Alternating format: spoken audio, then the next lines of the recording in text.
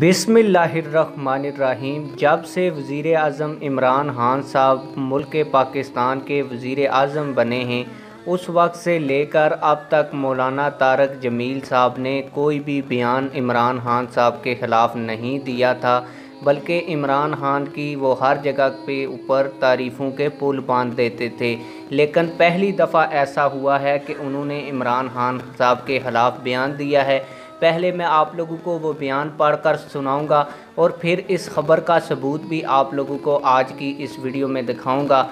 मौलाना तारक जमील साहब ने कहा कि मौलाना फजलुर रहमान साहब करोड़ों मुसलमानों के दिलों के तर्जमान हैं। मुफ्ती महमूद के आंगन में पले फूलों की खुशबू से आलम इस्लाम को मुअत्तर किया है मौलाना तारक जमील।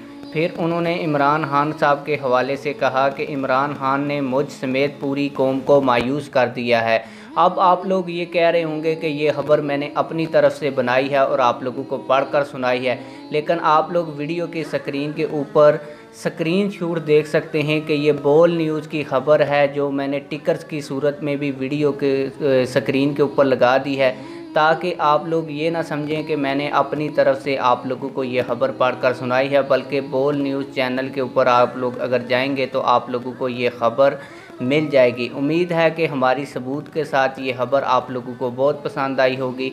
अगर आप लोगों को ये वीडियो पसंद आई है तो वीडियो को लाइक करें, चैनल को सब्सक्राइब करें। मिलते हैं किसी और वीडियो में। अल्लाह हाफिज़।